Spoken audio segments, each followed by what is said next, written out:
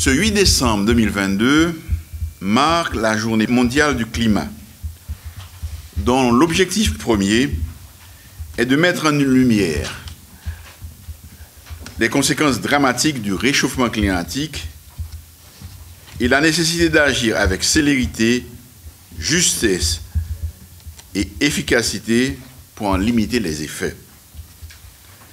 C'est donc pour nous, en Haïti, une date plus que symbolique, qui nous donne une occasion supplémentaire pour rappeler à toutes et à tous combien les graves risques environnementaux et climatiques auxquels nous sommes confrontés en tant que petit État insulaire en développement figurent parmi les priorités de mon gouvernement. Dans cette même veine, j'ai le privilège en ce jour de procéder, d'une part, au lancement du Comité national sur le changement climatique et, d'autre part, de présenter officiellement le plan national d'adaptation. Ainsi, je voudrais exprimer ma grande satisfaction de voir aboutir le processus de consultation ayant culminé à la constitution du Comité national pour les changements climatiques.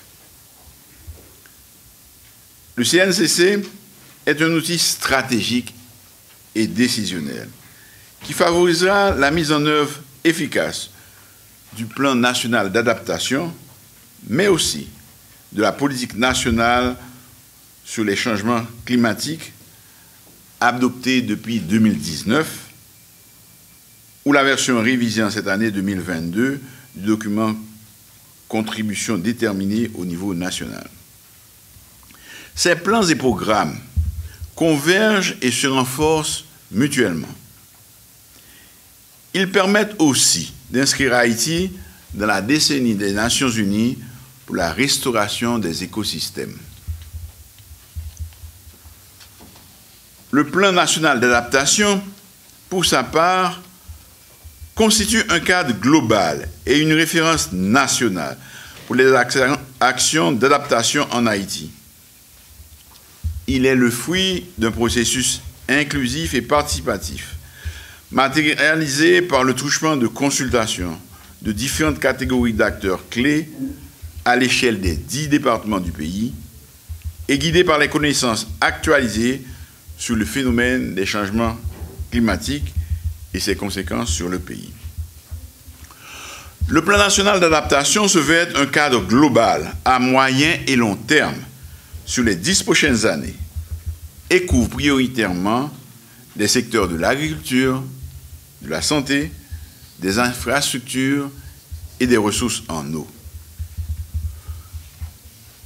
Je m'en voudrais de ne pas formuler ici une pensée spéciale à l'endroit de toutes celles et de tous ceux ayant produit des réflexions pertinentes qui ont donné naissance au Comité national sur les changements climatiques et au plan national d'adaptation.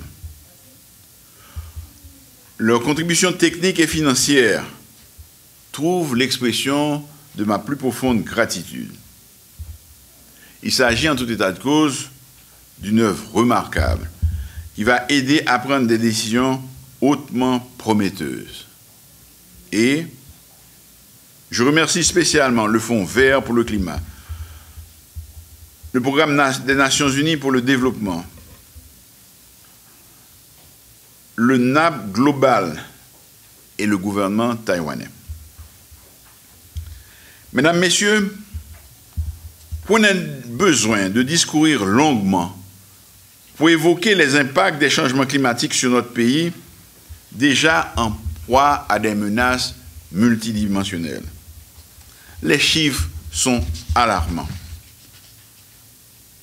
Nous rappelons simplement que l'État haïtien se trouve obligé, périodiquement, de consacrer une forte partie de ses maigres ressources à penser les déchirures environnementales, souvent imputables aux catastrophes naturelles occasionnées par les changements climatiques. Ces fonds, auraient pu être consacrés à des activités de développement. Je veux renouveler la détermination de mon gouvernement à prendre en considération la problématique des changements climatiques. À cette fin, nous ne ménagerons aucun effort en nous ouvrant aux progrès techniques et technologiques réalisés tant localement qu'ailleurs. Mesdames, Messieurs, le gouvernement, mis à part les problèmes conjoncturels, s'engage à travailler à la restauration de l'environnement et à l'aménagement du territoire. Nous voulons par cette démarche jeter les bases d'une société viable et durable, suivant une vision allant de la montagne à la mer, qui priorise, entre autres, la réduction de la vulnérabilité et de la fracture environnementale aggravée par le changement climatique.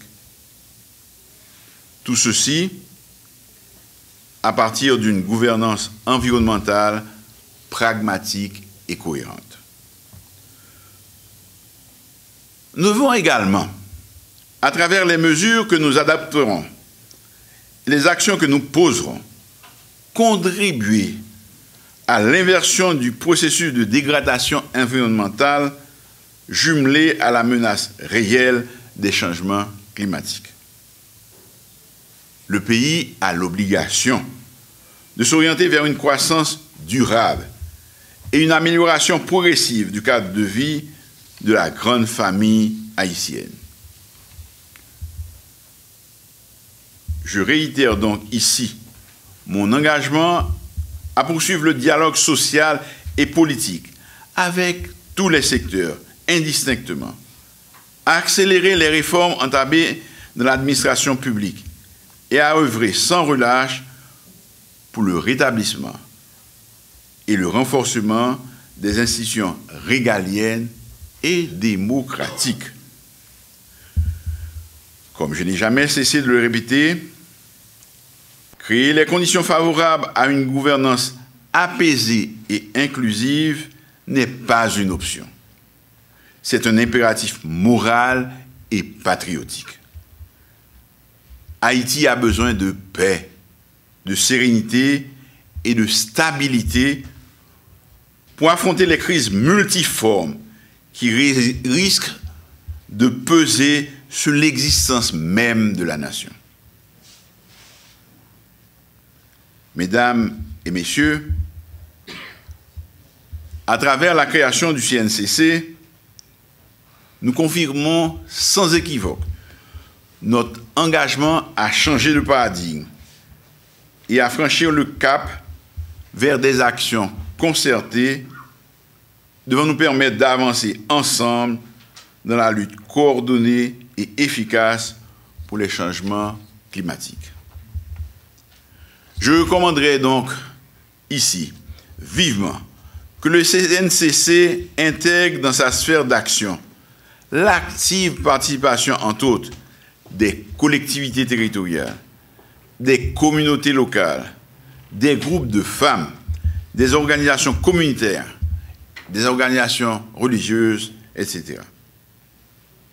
Déjà, je souhaite un avenir fructueux au CNCC et lui promets tout le soutien de mon gouvernement en vue d'une opérationnalisation efficiente et efficace au bénéfice du pays tout entier. Vive la journée du climat!